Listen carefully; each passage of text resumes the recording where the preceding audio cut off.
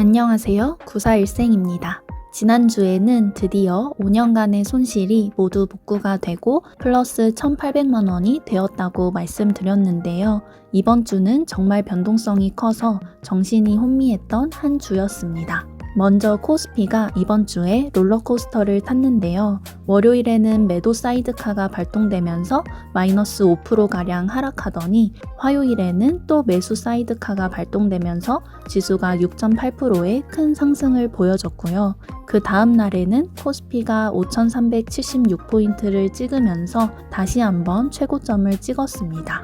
그래서 이대로 올라가나 했더니 목요일에는 또 다시 하락이 나왔고 금요일에는 마이너스 5.12%의 급락이 나와서 또 매도 사이드카가 발동됐다가 지수를 끌어올려서 마이너스 1.4%로 마감을 했고 차트상으로도 21선 위로 올려놓아서 결국 5,000선을 지키며 한 주가 마무리되었습니다.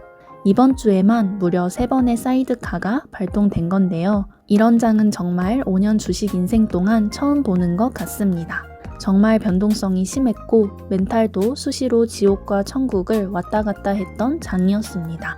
이번 주 제 보유 종목과 계좌 변화에 대해서 말씀드리면 먼저 보유하고 있던 8개 종목 중 1개를 매도해버려서 이제 보유 종목은 총 7개입니다. 먼저 현대차부터 말씀드리자면 이번 주에는 무려 마이너스 6.5%나 빠지면서 큰 조정이 나왔습니다. 지난 영상에서 5일선을 깨면 분할 매도를 하려고 생각했다가 실행하진 못했었잖아요. 역시 주식은 정해놓은 기준을 얼마나 그대로 실행하느냐가 수익률을 많이 좌지우지하는 것 같습니다. 그때 분할 매도를 하고 지금쯤 추가 매수를 했다면 딱 좋았을 것 같네요. 지금은 5일선을 완전히 깨고 내려온 모습이고요. 21선도 깨기는 했는데 갭으로 하락한 뒤 금요일에 끌어오라는 모습을 보여서 다음 주에는 이 갭을 메꿀 수 있을지 좀 두고 봐야 할 것 같습니다. 현대차 비중이 전체 시드의 12.6%로 엄청 크지는 않아서 추가 매수를 좀 하고 싶은 마음이 있었는데요. 바로 지난 금요일이 그 기회였던 것 같은데 또 준비된 현금이 없어서 추가 매수를 하진 못했습니다.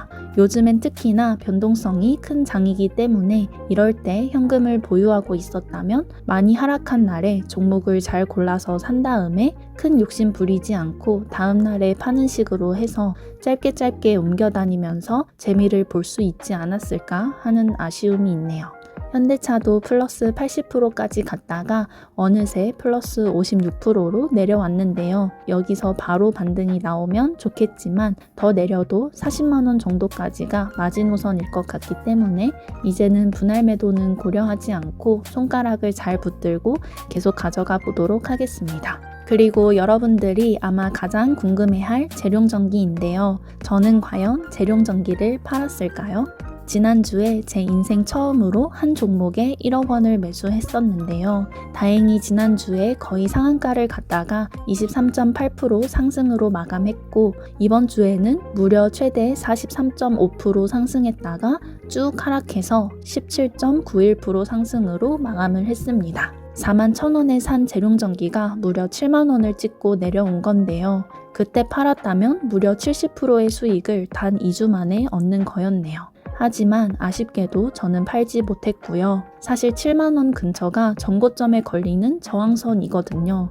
그래서 7만원 근처에 간다면 분할 매도를 할까 생각하고 있었는데 하필 11시에 업무 회의가 있어서 들어갔다가 나오니 이미 7만 100원을 찍고 6만 4천원까지 내려왔더라고요. 그래서 그냥 기다려보기로 마음을 먹었는데 금요일 하락에 무려 마이너스 8.72%를 맞으면서 전일 대비 손익이 재룡전기로만 마이너스 1,350만원이 사라졌습니다. 그러니 멘탈에 좀 손실이 가긴 하더라고요. 그래서 앞으로는 제가 기존에 생각했던 분할 매도 가격에서는 정말 꼭 매도를 해야겠다는 생각을 했습니다. 그래서 재룡전기는 제가 회의에 들어가 있던 사이 플러스 70%를 찍고 지금은 다시 내려와서 플러스 40%인 상황입니다. 이 정도 수익도 사실 정말 감사한 상황인데요. 아무래도 지난 5년 동안 손실로 계속 물려 있었다 보니 복구 욕구가 강해서 이 정도도 만족을 못하고 자꾸 분할 매도를 못하는 것 같습니다. 더 크게 먹으려는 생각보다는 분할 매도를 통해서 일부 확정 수익을 실현하고 나머지로만 가져가는 것도 중요하다는 걸 항상 기억하고 실천해야 한다고 다시 한번 다짐했습니다. 그래도 재룡전기가 아직 5일선은 안 깨졌기 때문에 저는 한번 계속 가져가 보도록 할 예정이고 다시 상승이 나온다면 분할 매도를 하면서 가져가 볼 생각이에요. 다음은 한때 제 효자 종목이었던 로킷 헬스케어인데요. 이제는 로킷이 정말 금쪽이가 됐습니다. 요새 바이오 섹터가 정말 맥을 못 추고 있는 거 아시죠? 로킷도 정말 심각한데요. 일주일 새 마이너스 8.6%나 하락했고 벌써 3주 연속 하락 중입니다. 벌써 고점 대비 마이너스 40%나 빠졌는데요. 이쯤 되면 반등이 나오겠지 하면서 계속 가지고 있는데 매일 빠지는 게 참 제 힘이 다 빠지네요. 그나마 위안이 되는 건 지금 바이오 섹터가 모두 그렇다는 것? 그럼 적어도 로킷 회사에 문제가 있어서 이렇게 하락하는 건 아니라는 거겠죠. 나중에는 반등할 수는 있을 것 같은데 시간이 오래 걸릴까봐 걱정입니다. 이런 불장 같은 시기에는 기회비용도 크기 때문이에요. 그냥 얼마 전에 유한양행을 손절하고 재룡전기를 살 때 그냥 로킷도 매도해 버릴 걸 그랬네요. 사실 6만원 선이 3중 바닥 자리여서 지지를 해줬어야 하는 자리거든요. 그런데 그 자리를 깨길래 그냥 근거 없는 희망회로와 낙관론이 발동되어서 다시 올라와 주겠지 하는 마음으로 이번 주 내내 홀딩했는데 사실 차트가 깨진 것 같아서 도대체 언제까지 기다려야 하나 약간 암울하긴 합니다. 한때 플러스 118%까지 갔었는데 지금은 플러스 28%로 수익이 쪼그라들었네요. 여러분 진짜 분할 매도 저만 못하는 건가요? 주가가 많이 오를 때는 정말 분할 매도가 필수구나 라는 걸 여기서 또 느낍니다. 앞으로 욕심을 버리자고 또 한 번 다짐하네요.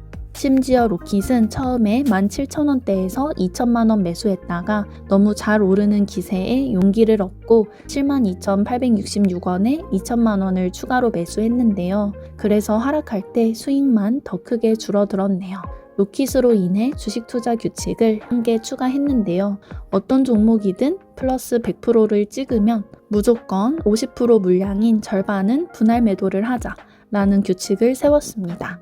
그러면 원금은 회수하고 수익금으로만 계속 가져가는 거라고 볼 수 있거든요. 그러면 확실히 이 종목을 계속 가져가는데 부담이 줄고 주가가 하락하게 되더라도 손실이 더 적은 폭으로 떨어지니까 훨씬 오래 버틸 수 있을 것 같아요. 현금도 많이 확보할 수 있고요. 그래도 또 희망회로를 한 개 돌려본다면 그동안 로킷의 외국인 비중이 0.00%였는데요. 목요일과 금요일에 외국인이 약간 매수를 했더라고요. 그래서 외국인 지분율이 0.13%가 되었습니다.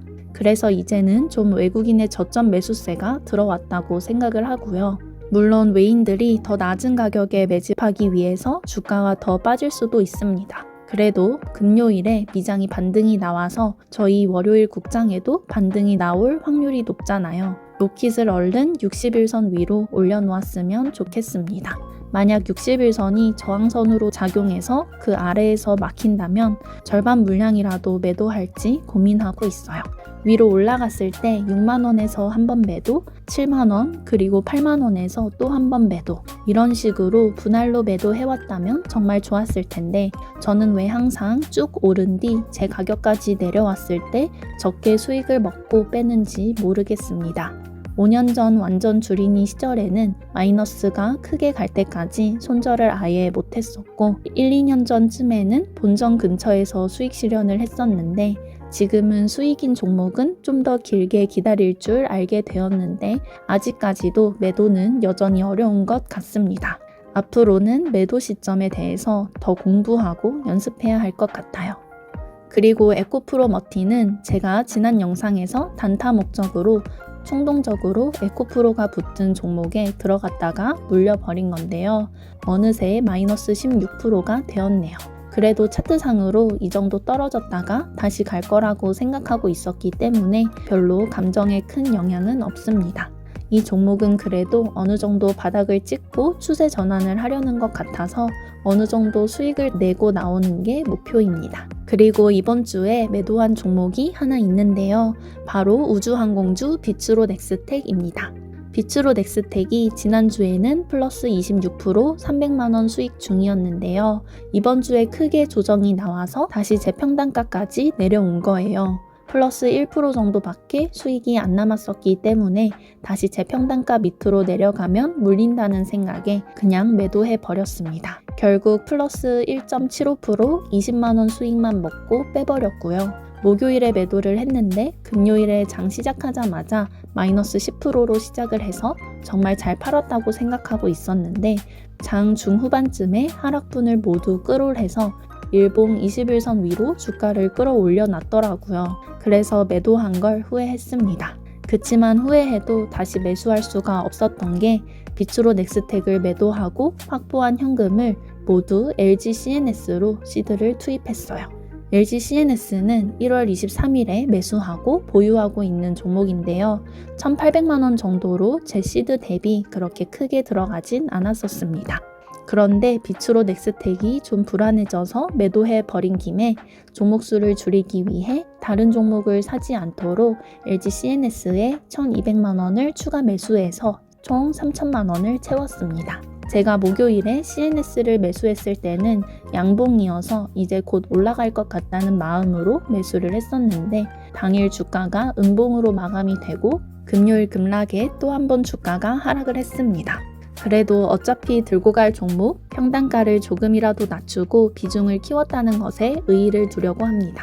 물타기를 한 이후에 추가로 주가가 내렸기 때문에 지금 마이너스 8.5%인 상태인데 AI나 데이터 센터 관련해서 또 이슈가 될 때 올라갈 수 있는 종목이라고 생각해요. 마지막 종목은 제닉스 로보틱스인데요. 금요일 장 초반에 지수가 매도 사이드카가 발동될 만큼 급락이 나왔었잖아요. 그래서 보니까 제닉스가 마이너스 12% 하락하고 있는 거예요. 제가 평단가 14,790원에 700만원 밖에 가지고 있지 않아서 이런 날 추가 매수를 해서 평단가를 조금이라도 낮추고 비중도 1,000만원은 채우면 좋겠다는 생각이 들었습니다. 그래서 1월 월급으로 들어온 300만원을 매수가 12,225원에 추가 매수를 했어요. 그런데 사실 지난주에 제닉스를 매수했던 이유 중에 하나가 주봉 21선을 타고 올라갈 것처럼 보여서인 것도 있거든요. 그런데 이번 주에 이 차트가 깨지면서 그 아래로 내려버렸습니다. 그래도 이미 매수했기 때문에 평단이라도 낮춰보자 하는 마음에서 추가 매수를 한 거고요. 올라오면 그냥 앞으로 월급으로 조금씩 모아가 볼지 아니면 매도해서 소수 종목에 집중할지 고민이 되는데 다음 주의 상황을 보고 한번 결단을 내려보도록 하겠습니다. 이렇게 이번 주도 제 계좌에는 많은 변화가 있었는데요. 종목은 8개에서 다시 7개로 줄었는데 더 이상은 이게 참 안 줄여지네요. 다음 주까지는 이제 신규 종목은 매수를 자제하고 보유 종목 중에 1개 종목을 추가 매도해서 한번 종목 수를 6개까지 줄여보도록 하겠습니다.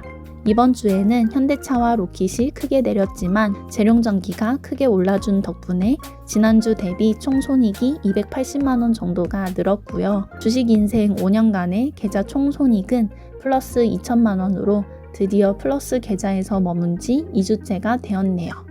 코스피는 이번 주 마이너스 2.5% 정도 하락한 것에 비해서 제 계좌는 플러스 1% 정도로 조금이라도 상승했으니까 이번 주는 그나마 선방한 거겠죠?